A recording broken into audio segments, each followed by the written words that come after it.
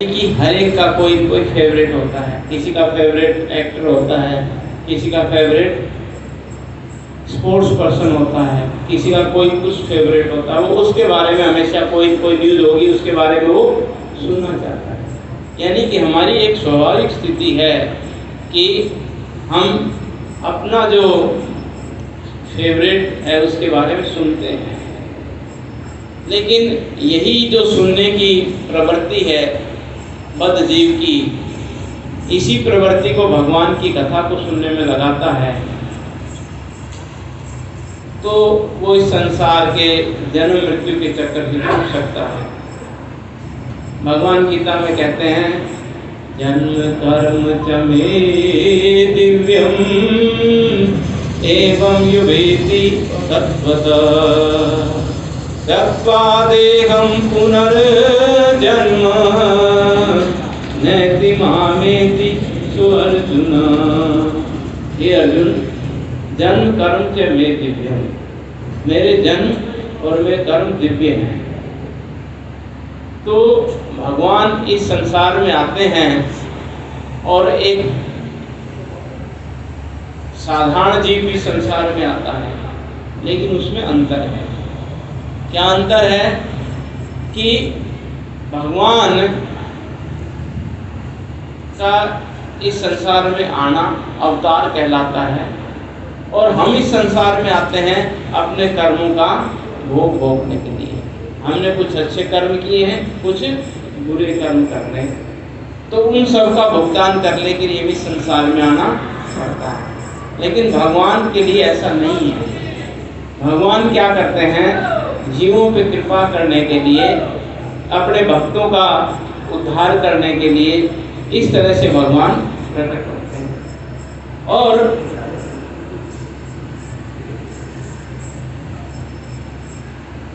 हमारा जन्म जो है हमारे बस में नहीं है कि मैं कहाँ प्रकट होऊंगा, कहाँ जन्म लूँगा, ये हमारे बस में है, किसी के नहीं है। एक बच्चा लेक्चर दे रहे थे तो वो अपनी मम्मी को कह रहा था कि मम्मी मैं गलत घर में पैदा हो गया, ठीक है, यहाँ कोई फैसिलिटी नहीं, लेकिन उसको ये नहीं पता कि आपके बस में नहीं है। नहीं तो कोई सोचे कि इस भारत का सबसे अमीर आदमी कौन है, मान लीजिए रिलायंस इंडस्ट्री का मालिक है मुकेश अंबानी। सोचे कि मैं टारगेट करता हूँ और उसके घर में क्या होगा, सीधा लैंड करूँगा, वहाँ जन्म लूँगा। तो वहाँ तो टारगेट किया, नहीं हुआ, लेकिन कर्मों के साथ में जो किया थी उसमें उसका जन्म हो गया। तो ये जो जन्म है ये हमारा अपने कर्मों के अनुसार होता है। लेकिन भगवान का जन्म क्या है, दिव्य है। दिव्य कैसे है कि भगवान चूज करते हैं कि उनको कहाँ जन्म लेना है, कहाँ उनको प्रकट होना है, और उनके माता पिता कौन होंगे ये भी वो निर्धारण। हम अपने माता पिता का निर्धारण नहीं कर सकते कि अगले जन्म में आप मेरे पिता होंगे या आप मेरी माता होंगी, नहीं, हम डिसाइड नहीं कर सकते। लेकिन भगवान ने पहले ही बता दिया था कि जब देवताओं ने स्तुति की कि ये कंस का जो अत्याचार है बहुत ज़्यादा बढ़ गया है, तो भगवान ने कहा तुम चिंता मत करो और मैं प्रकट होऊंगा। और कहाँ प्रकट होऊंगा ये बता दिया। और पिता का क्या नाम होगा, क्या होगा, वसुदेव, और माता का क्या नाम होगा, देव। तो अभी शायद पिछली बार कथा सुनाई थी भगवान के प्रकट होने की या नहीं, प्रकट हो गए थे भगवान या थोड़ा रह गए, प्रकट नहीं गए। तो वहाँ पर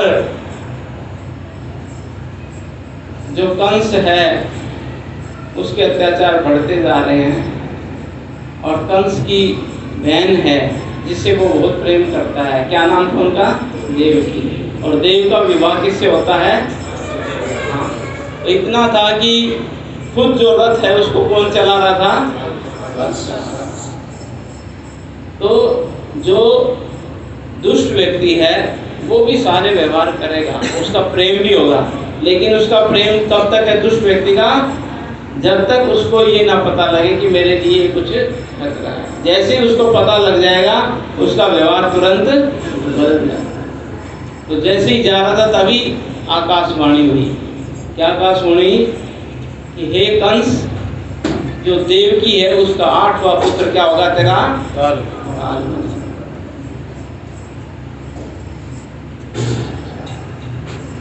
तो जैसे ही कंस ने सुना उसने क्या निकाल ली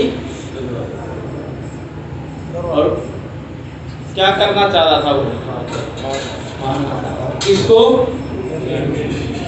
अब 7 कौन बैठे थे? तो हर पति का कर्तव्य है कि अपनी पत्नी की क्या करे वो, चाहे किसी तरह भी करना पड़े। तो उस समय वसुदेव का सबसे बड़ा कर्तव्य यही था कि किनकी रक्षा करे वो? देवकी की रक्षा करे। तो उन्होंने पता था कि कंस मानने वाला नहीं है, तो उन्होंने कहा तुम क्या कर रहे हो? उसकी थोड़ी बड़ाई की। क्या बड़ाई की? कि तुम कितने बड़े या राजा हो, कितने बड़े योद्धा हो, और एक स्त्री को मार दोगे तो तुम्हारी जो प्रसिद्धि है उसमें क्या लग जाएगा? कलंक लग जाएगा, इसलिए तुम्हारे लिए ठीक है। लेकिन कंस इतनी जल्दी मानने वाला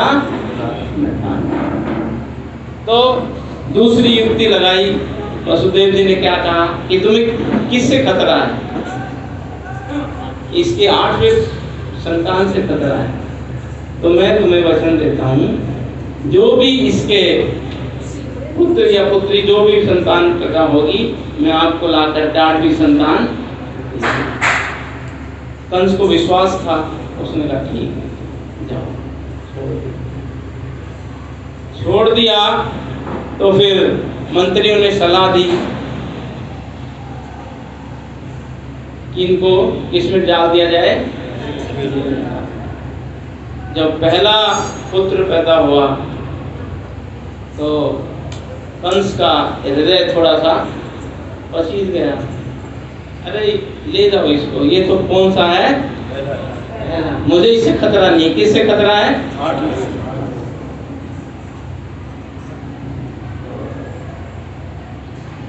अब देवताओं ने सोचा अब तो भगवान के प्रकटने में और देर हो जाएगी, क्योंकि जब ये सुधर जाएगा तो भगवान नहीं आएंगे। उस समय नारद जी आते हैं। नारद जी कहते हैं कंस क्या कर रहे हो? अरे ये तो मुझे खतरा तो किससे था? नारद जी ने कहा तुम्हें गिनती आती है कंस? है ना, गिनती तो आती है मुझे। क्या गिनो जरा। नारद जी का ये बताओ कितना है?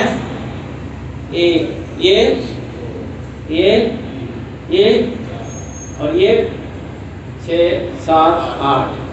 ठीक है, बोला अब यहाँ से गिनती शुरू करो। ये क्या हो गया?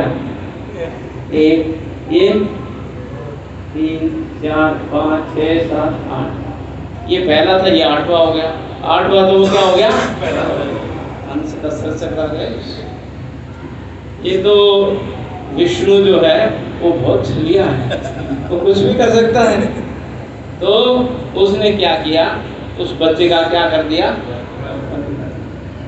इस तरह से करता गया। पिछली बार शायद आपने सुना होगा कि संकर्षण तक बताई होगी कथा उन्होंने। तो इस तरह से जब 8वें बच्चे का जन्म होता है तो भगवान स्वयं प्रकट होते हैं और फिर क्या होता है?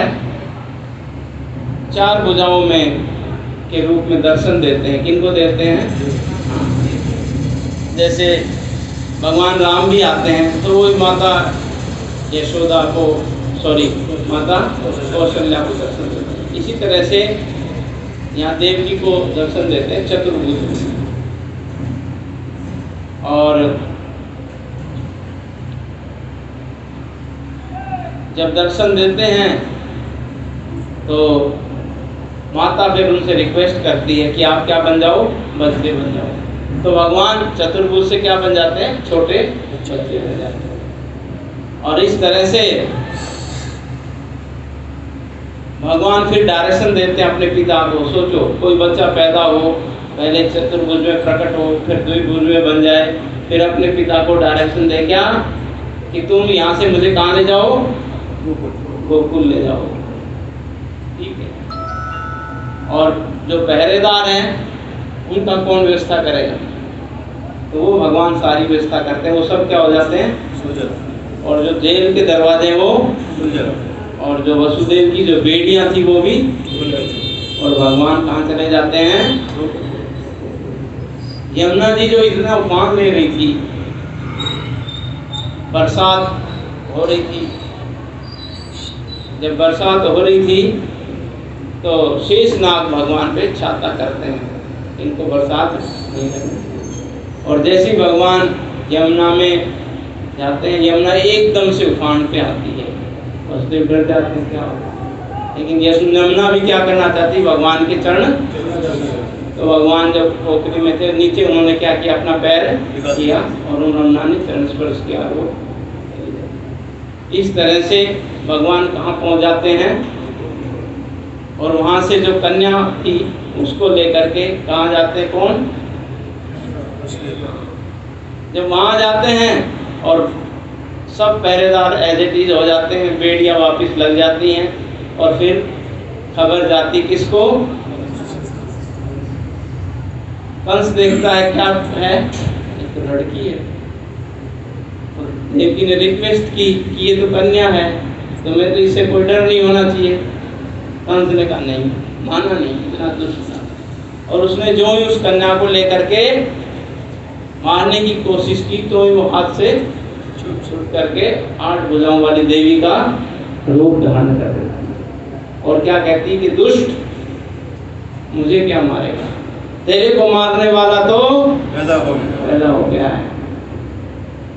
ये जो दुष्ट लोग होते हैं, कंस वगैरह, ये देवी की बड़ी मानते हैं, तुरंत हाथ जोड़ती कि मैं तो मारना नहीं चाहता था, मेरी गलती हो गई, मेरी तो आपसे कोई दुश्मनी है।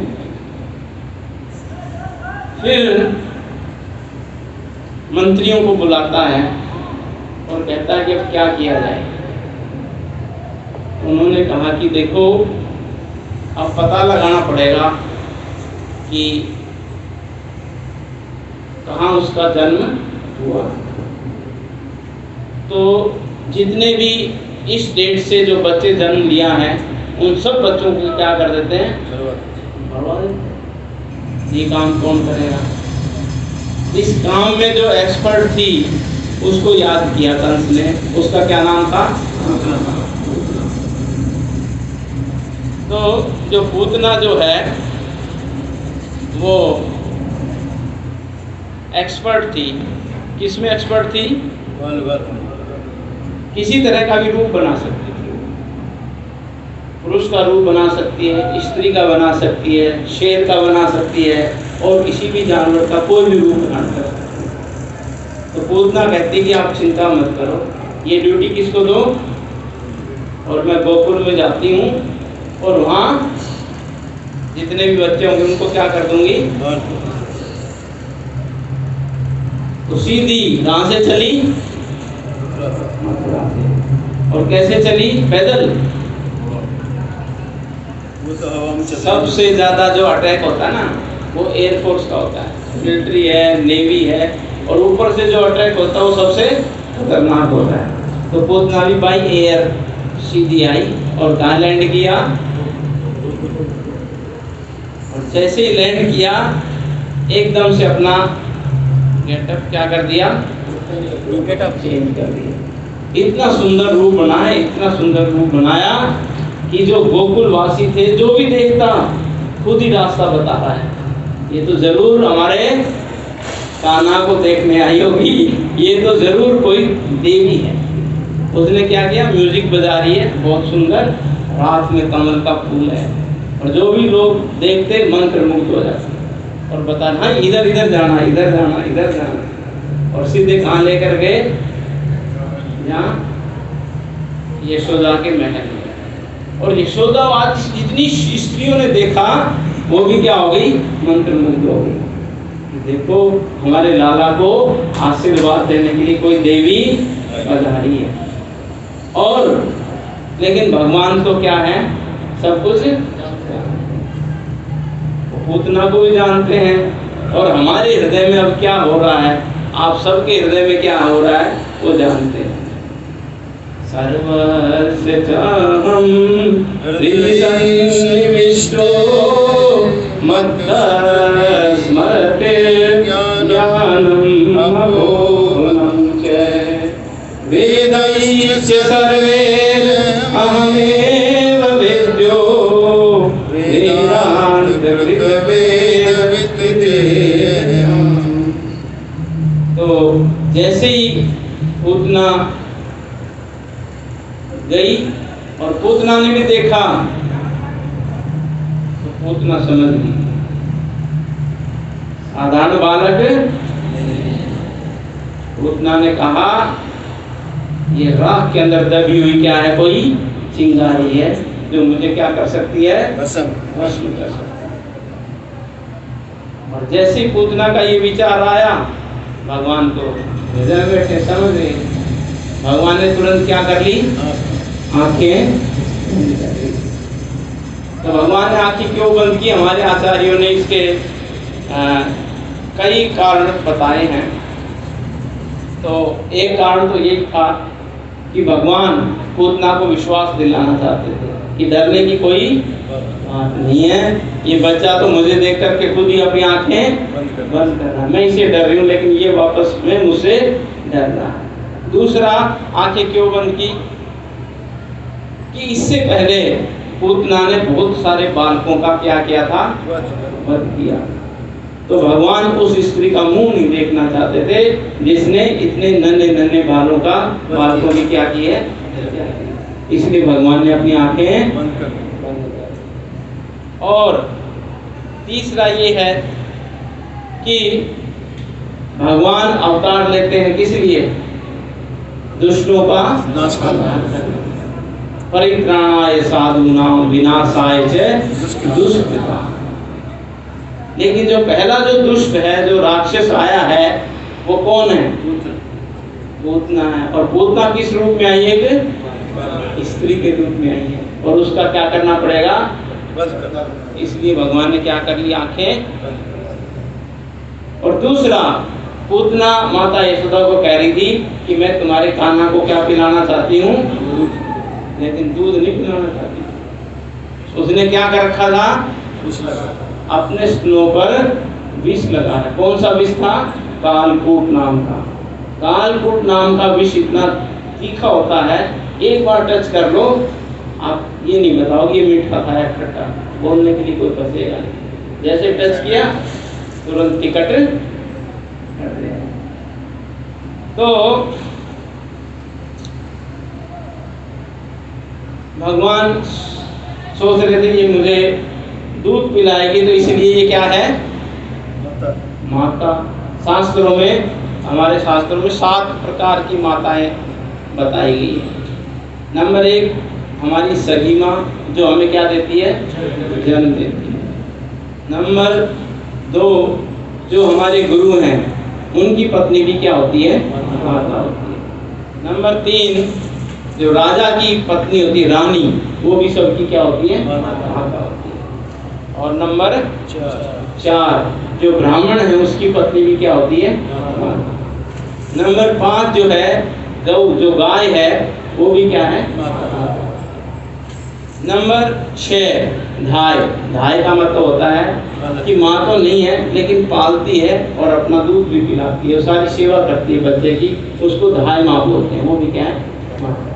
और नंबर 7 क्या है, ये पृथ्वी। ये पृथ्वी भी हमारी क्या है, माँ।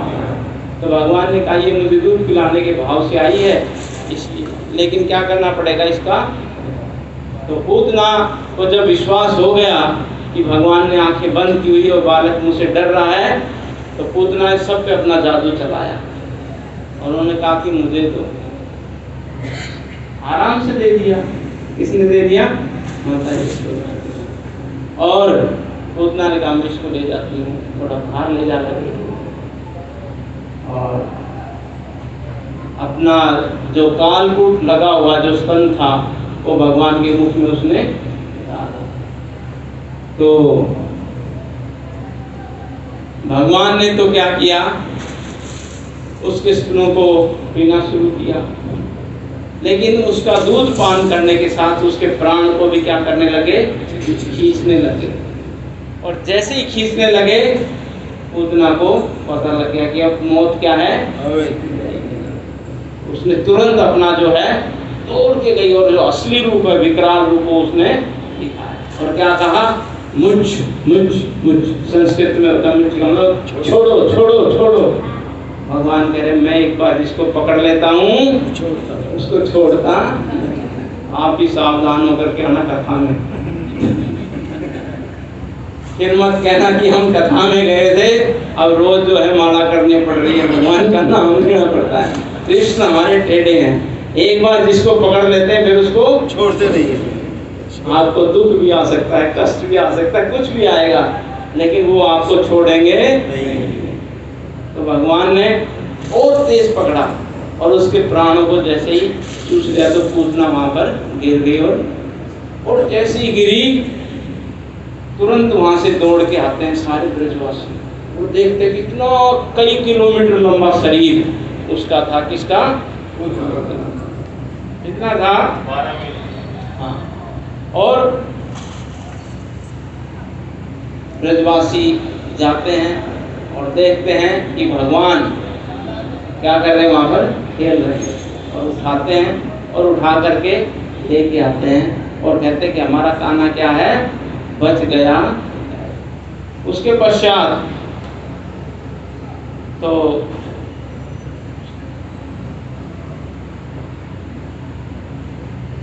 जब पूतना का ब्रजवासियों ने दाह संस्कार किया तो वहां से उसके शरीर से क्या बदबू की बजाय क्या निकली, पुष्प। और दूसरा, भगवान को लेकर के उन्होंने क्या किया, जब बच्चा इस तरह से आता है तो उसके ऊपर कुछ नून राई करता है, कुछ उसको गाय का गोमूत्र से, गाय का पूंछ है उसे झाड़ू लगाते हैं कि इसकी बुरी नजर। लेकिन जहाँ भगवान के नाम का जो कीर्तन होता है वहाँ पर सब कुछ शुद्ध हो जाता है। इसलिए वहाँ पर गोपियों ने अलग अलग जगह जो है भगवान के नाम का उच्चारण किया। क्या किया, केशव आपके माथे की रक्षा है, ओम केशवाय नमः, ओम नारायण नारायण आपके यहाँ की रक्षा करे, ओम माधवाय नमः माधव आपकी ऐसे रक्षा करे। तो उन्होंने पूरे मंत्र बोले भगवान के नाम का उच्चारण करने। वास्तव में जहाँ भगवान का नाम उच्चारण किया जाता है वहाँ पर कोई भूत प्रेत इस तरह की बाधा नहीं है। एक सत्य घटना है, प्रभुपाद जी के गुरु महाराज थे भक्ति सिद्धांत सरस्वती महाराज, और उनके पिता थे भक्ति विनोद ठाकुर। तो ये दोनों पिता पुत्र जो है भागवत की कथा करने गए थे एक जगह। तो वहाँ जब गए किसी गांव में बांग्लादेश में, तो इनको रुकना था एक मंदिर में। तो लोगों ने कहा आप यहाँ मत रुको, इस जगह पे यहाँ क्या रहता है, भूत रहता है। उन्होंने कहा नहीं हम तो कहाँ रुकेंगे, यहीं रुकेंगे। उन्होंने कहा कोई बचा नहीं यहाँ पे, संभल के रुकेंगे। उन्होंने नहीं हम तो यहीं रुकेंगे। तो जो प्रभुपाद जी के गुरु महाराज थे भक्ति सिद्धांत सरस्वती, रात को भागवतम का अध्ययन कर रहे थे। जैसे हम पढ़ रहे हैं ऐसे, जैसे पढ़ रहे थे ऐसे हाथ आए। उन्होंने देखा जो गांव वाले कह रहे थे वो तो आ ही गया, लेकिन उन्होंने उस हाथ को ऐसे आया तो उन्होंने भगवान का नाम उच्चारण किया। क्या क्या, हरि बोल, भगवान के नाम का जैसे उच्चारण किया वो भूत। सुबह गांव वालों ने सोचा अब दोनों की लाश उठानी है, मर ही गए होंगे, यहाँ कौन जिंदा बचा है। आए तो दोनों वहां पर अपना भजन कर रहे, हरे कृष्णा कृष्णा कृष्णा हरे हरे, हरे राम राम राम हरे हरे।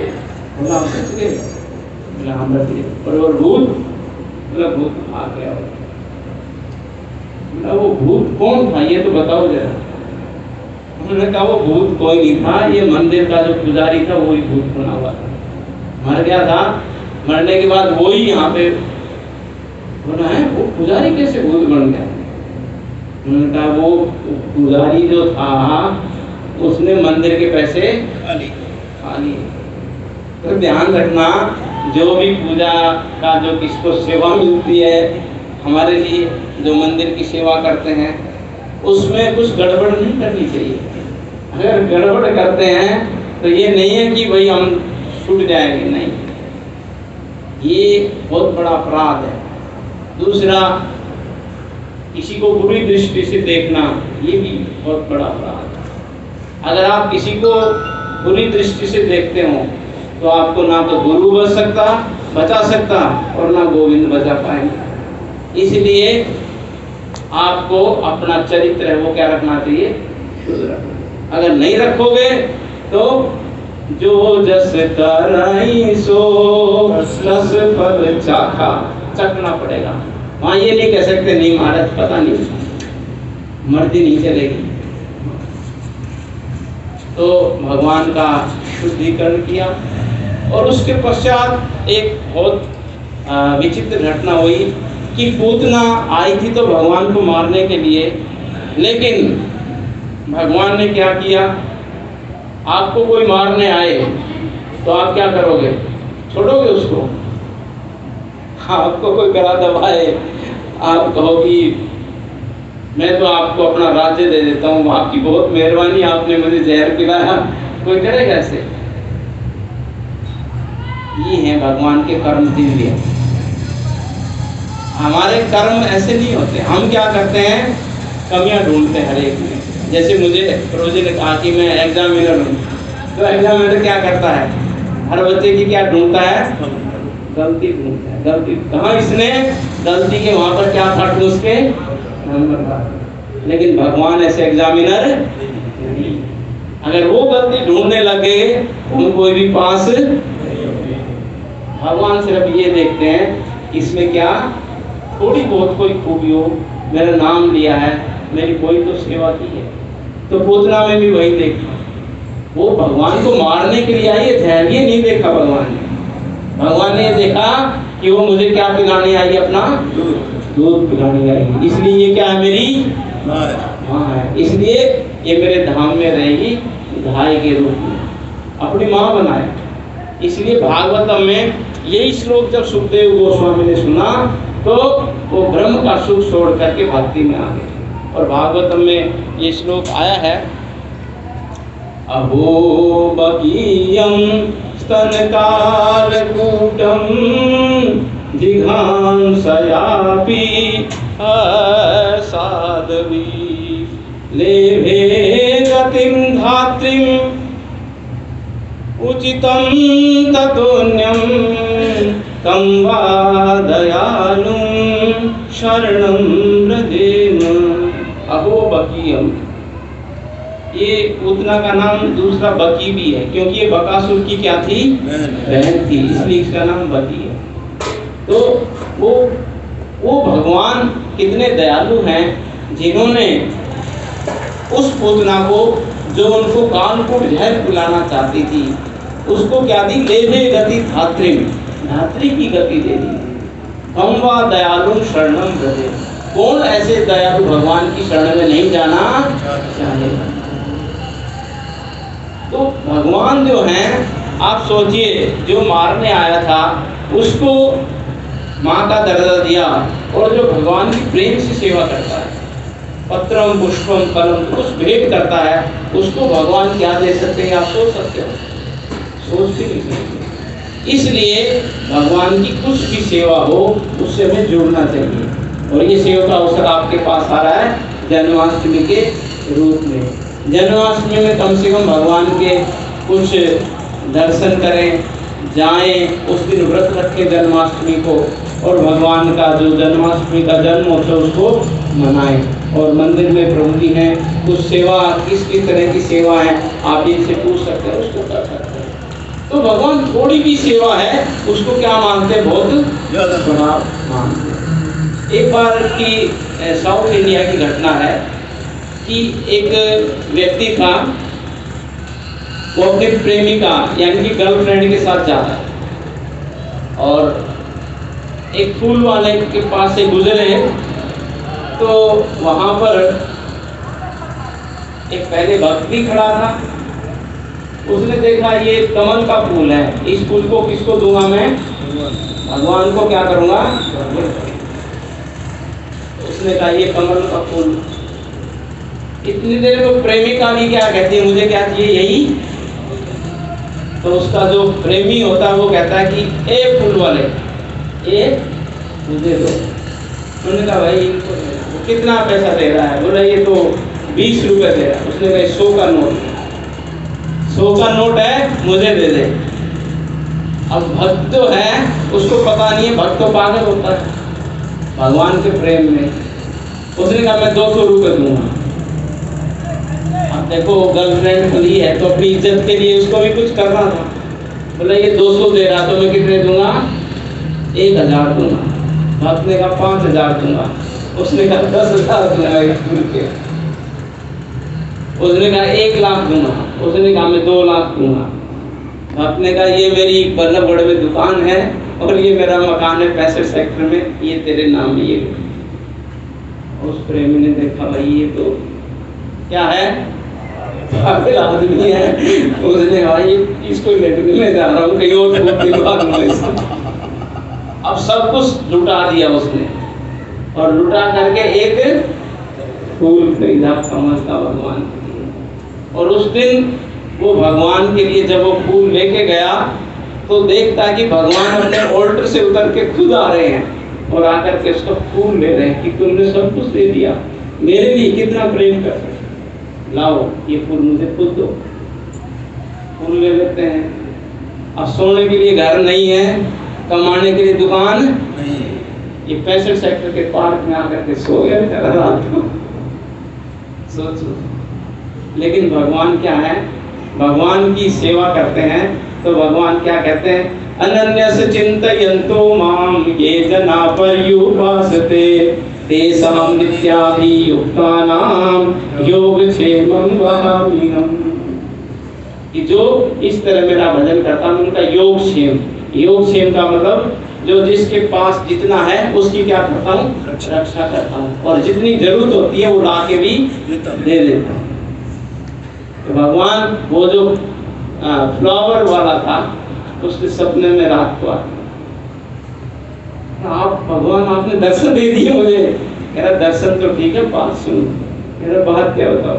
बोला वो रजिस्ट्री रखी है ना उसकी, वो जो भक्त था मेरा एक फूल लेके गया था, से वो उसकी वापस दे देनी है, वहां उस पार्क में मिलेगा। ठीक है प्रभु, आपका जो आदेश है वो। जैसे ही वो सुबह उठा तभी वो फूल वाला आता है और कहता है कि भाई ये अपनी दृष्टि पकड़ो।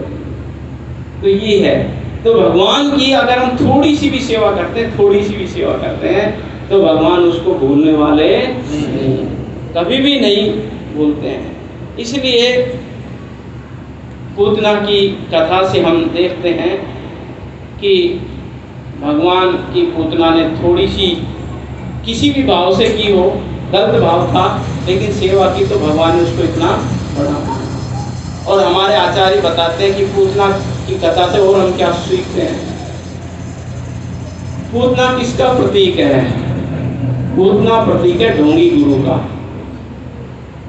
ढोंगी गुरु क्या करता है? देखो, पूतना थी कुछ और दिखा कुछ रही है, कह कुछ रही है और दे कुछ और रही है। क्या कह रही थी? दूध पिला क्या रही है? जहर पिलाई। यही काम ढोंगी गुरु करता है। ढोंगी गुरु क्या करता है कि मैं तुम्हें क्या करूंगा? इस संसार से पार निकाल दूंगा। लेकिन करता क्या है? इधर आओ बच्चा, ज्ञान मिलेगा सच्चा, और जो भी है। और क्या करता है? भगवान के पास ले जाने की बजाय संसार में भटका देता है। भगवान के बारे में नहीं बताता। क्या कहेगा? मैं ही भगवान हूं, मेरी पूजा करो, जो मैं कहता हूं वही करो, और कुछ करने की जरूरत नहीं। तो ढोंगी गुरु से हमें बच के रहना चाहिए। कैसे पता लगेगा असली गुरु? असली गुरु वही बात बोलेगा जो भगवान बोलते हैं। कैसे पता लगेगा? भगवान गीता में कहते हैं सर्वधर्मान् परित्यज्य माम एकम शरणं व्रज। मेरी शरण में आओ, मैं तुम्हें पापों से मुक्त करूंगा। और जो गुरु यही कहे कि आप किसकी शरण में जाओ, कृष्ण की शरण में जाओ, तो जो कृष्ण कह रहे हैं और गुरु कह रहे हैं उसकी कोई फर्क नहीं है। लेकिन जो कहता है कि मेरी शरण में आओ, इसका मतलब वो शास्त्रों का जो ज्ञान है वो यथारूप नहीं दे रहा। इसलिए पूतना की कथा से हम देखते हैं कि हमें बिल्कुल सतर्क रहना चाहिए। जो ढोंगी गुरु हैं उनसे बच के रहना चाहिए। और कोई कहता है कि आपके जितने भी क्लेश है, कष्ट हैं, वो मैं क्या कर दूंगा, दूर कर दूंगा, आप आ जाओ। ऐसा कुछ नहीं है। भगवत गीता में भगवान ने अर्जुन के लिए ये नहीं कहा कि तू युद्ध मत कर, तेरे सारे कष्ट मैं नहीं। क्या कहा, अपना कर्म करो। इसी तरह से हर व्यक्ति की जो भी ड्यूटी है उसको करे और साथ साथ भगवान का स्मरण करें। तस्मात् सर्वेषु कालेषु मां अनुस्मरन्। यही धर्म है। तो आप सब भक्तों का धन्यवाद। समय हो गया है। किसी का कोई प्रश्न है तो पूछ सकते हैं। किसी का कोई प्रश्न है, कोई टिप्पणी, कोई प्रश्न हो पूछ सकते हैं।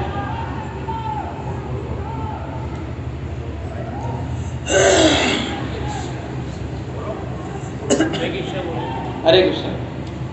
जैन जी हमारे 10 गुरु के बारे में बताया है। सिखों के 10 गुरु होते हैं, जैसे 10 गुरु थे सिखों में जो 10 गुरु थे उसमें से जैसे वो तो भगवान भगवत गीता के बारे में नहीं बताते, वो तो कहते हैं कि गुरु ही सब कुछ है, हमें ही उनके कहने पे वो जाते हैं। नहीं, ऐसा नहीं है। वो गुरु मानते हैं ग्रंथ को।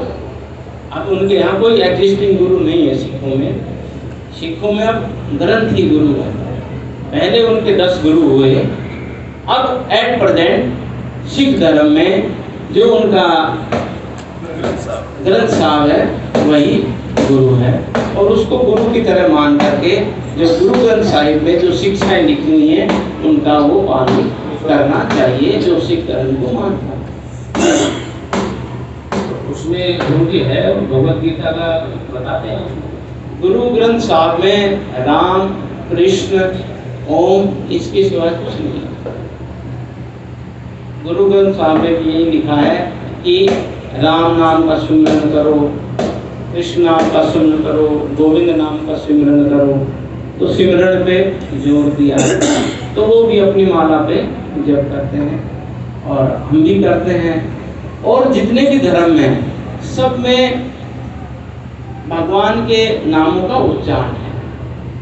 इसलिए गुरु नानक देव जी ने क्या कहा, कोई बोले राम राम, कोई खुदाये, कोई सेवे गोसाया, कोई अलाय। कोई बोले राम राम, कोई राम राम बोलता है, कोई खुदाय, कोई खुदा बोलता है, कोई सेवे गोसाई की, कोई गोसाई की सेवा करता है, कोई अल्लाह की सेवा करता है। तो भगवान जो हैं उनके अनेक नाम हैं। भगवान एक है, भगवान दो नहीं है। ईश्वर परम कृष्ण सच्चिदानंद विग्रह, अनादिरादि गोविंद सर्व कारण कारण। तो भगवान एक है और उनके अनेक नाम हैं। तो हर नाम में भगवान की शक्ति डाली हुई है। तो आप जिस धर्म में हो, जिसको मानते हो, सिख धर्म को मानते हो, तो आपके गुरु ग्रंथ साहब में जो भी नाम है उसका आप उच्चारण करो। आप मुस्लिम हो तो उनका उच्चारण करो, आप क्रिश्चियन हो तो उनका उच्चारण करो, सब उच्चारण करिए। और ये नाम जो हैं वास्तव में बहुत मीठे हैं और इनमें सारी शक्ति है। लेकिन क्या है, एक नदी बह रही है और वो नदी कई गांवों के पास से गुजरती है और उस नदी के किनारे बहुत से गांव हैं और उस किनारे पे कुएं बने हुए हैं। हर कुओं से आदमी पानी पीता है, लेकिन आदमी कहता है कि मेरे कुएं का जल है वो सबसे मीठा है। दूसरे कुएं वाला क्या कहता है? मेरा मीठा है। तीसरा क्या कहता है? लेकिन वास्तव में जिन सब कुओं में जल आ रहा है वो किससे आ रहा है? उस नदी से आ रहा है। और वही एक परमात्मा जो है वो नाम उनके अलग अलग है। इसलिए जो ग्रंथ साहब है उनमें भगवान के नाम के उच्चारण के बारे में लिखा हुआ है।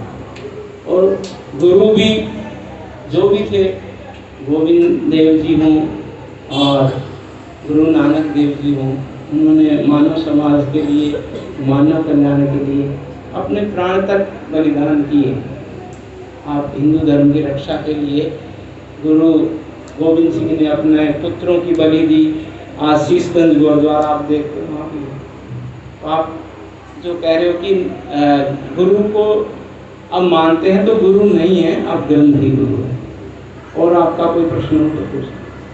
वेदव्यास जी के बारे में और होता है, उनके जो राधा स्वामी वेदव्यास जो है, इनमें भी क्या होता है कि इसका भगवद गीता का बताते हैं क्या? एक्चुअल में आप खुद देख सकते हो, उनकी शिक्षाओं सुनो। अगर आप वहाँ गए हो या किसी आदमी से मिलते हो तो आप उसको देख करके, राधा के स्वामी तो कृष्ण ही है, इतना तो हम जानते हैं। तो राधा स्वामी को ही कहे और कृष्ण को ना माने तो ये जचने वाली बात नहीं। राधा और स्वामी, राधा के स्वामी कौन है? कृष्ण। अगर वो कृष्ण को नहीं मानते अपने आप को राधा स्वामी कहते तो मुझे पता नहीं क्या है। लेकिन कोई भी पंथ है वो प्रामाणिक होना चाहिए। जैसे कि आपका बच्चा किसी स्कूल में जाता है तो आप देखते हो ना कि स्कूल सीबीएसई से क्या है, अथॉराइज्ड है या नहीं है। इसी तरह से हमारे जो सनातन धर्म है उसमें 4 संप्रदाय हैं। तो उन 4 संप्रदायों से कोई भी है वो अथॉराइज्ड है। बाकी तो कोई भी अपना स्कूल खोल सकता है, लेकिन वो अथॉराइज्ड नहीं तो क्या कर सकते। और कलयुग में तो बहुत ही जगह जगह ही दुकान खुल जाती हैं, तो उसमें क्या कर सकते। और किसी को कोई प्रश्न है?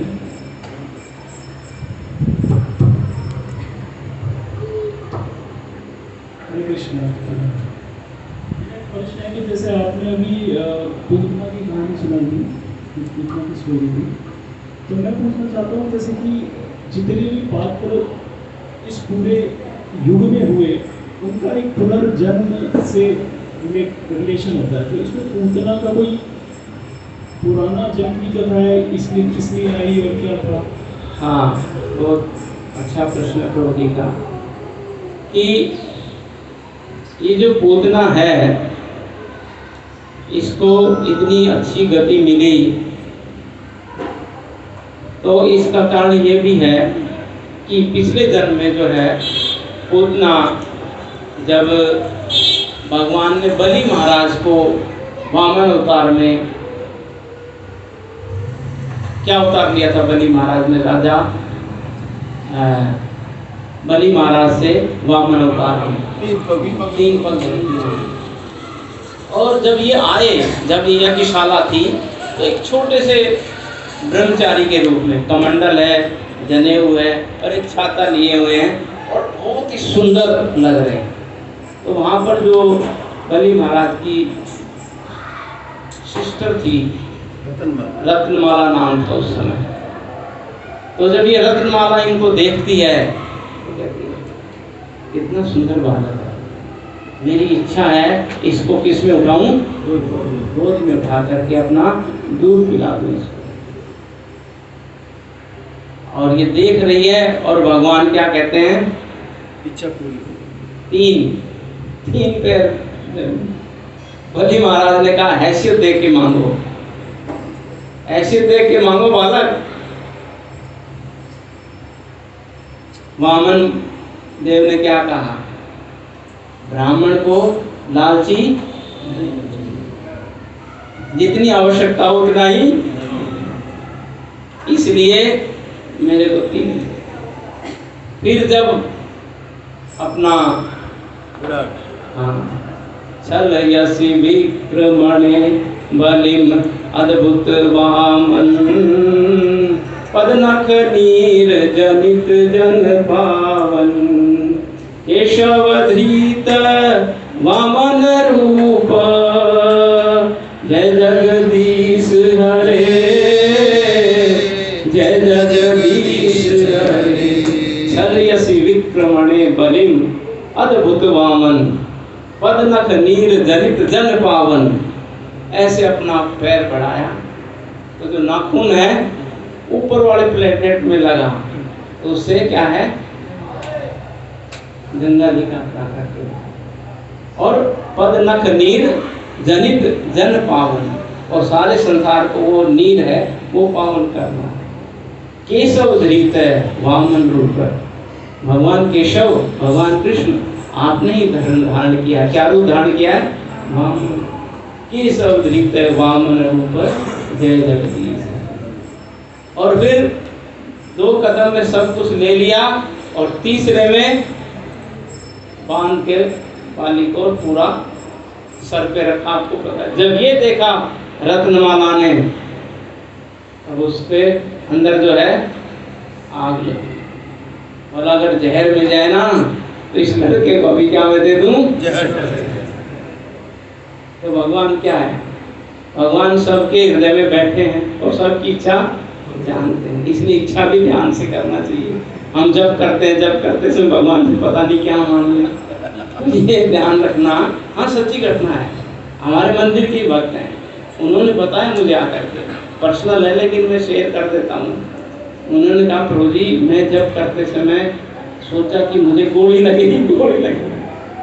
बोला मैं गाड़ी से जा रहा बोला रेड लाइट पे रुका पता है आदमी आया बोला उसने मारी मेरे गोली यहाँ से लगी और यहाँ से निकल गई वो। बोले बाइक वहाँ पे पूरी गाड़ी तो पूतना ने भी ऐसी उल्टी सी एक इच्छा तो सही थी दूसरी उल्टी कर ली। तो फिर दोनों इच्छाएं भगवान ने ये पूरा की। क्या उनको दूध का भी अवसर दिया और जो जहर की इच्छा थी वो भी। तो ये उनका पिछला जन्म। ठीक है और किसी का कोई प्रश्न? हरे कृष्णा। निसंकोच प्रश्न पूछ सकते हैं बिना संकोच किए हुए। किसी का कोई प्रश्न नहीं है? माता जी में से कोई प्रश्न? हरे कृष्णा। नहीं तो सुबह महाराज जी कह रहे थे ना कि माता जी प्रश्न नहीं पूछेंगे तो लोग कहेंगे कि यहाँ पर कथा में इस्कॉन वाले किन को बुलाते सिर्फ पुरुषों को ही बुलाते हैं और इन्हीं से प्रश्न पूछवाते हैं। हमारी कोई वैल्यू तो इसलिए आप भी पूछ सकते हैं। मत लगा देना कि वैसे पुरुष प्रधान है इसको यहाँ समानता है। और माता जी प्रश्न पूछ सकते हैं। हरे कृष्णा। तो जैसे कि हम संसार की कोई भी कथा सुनेंगे कोई भी आप सुनकर देख लीजिए जो भौतिक स्तर पर जो कथा है उससे हम एक दिन चाहे 10 बार सुनेंगे 5 बार सुनेंगे अधिकतम तो ऊब जाएंगे। परंतु भगवान कृष्ण की जो लीलाएं हम सुनेंगे तो कभी नहीं ऊबेंगे। चाहे जैसे ये कृष्णा बुक है इस कृष्णा बुक में भगवान की करीब 93 लीलाएं का वर्णन है। तो बहुत सारे भक्तों ने इनको कई बार पढ़ चुके हैं 10, 20, 50 बार भी इस कृष्णा बुक को पढ़ चुके हैं। और प्रभुपाद के टाइम पे अमेरिका में ये करीब मैंने बुक में पढ़ा था प्रभुपाद के टाइम में 10 लाख प्रतियां उस समय इसकी सेल होती बटी थी। तो ये जो सारी कथाएं प्रभु जी बता रहे हैं कृष्णा बुक में वर्णन है इनका। तो भगवान कृष्ण की जो कृष्ण का जो जन्म है और पूतना का वध है उसके बारे में अद्भुत रूप से बताने के लिए प्रभु जी का बहुत बहुत धन्यवाद करते हैं। हरे कृष्णा कृष्णा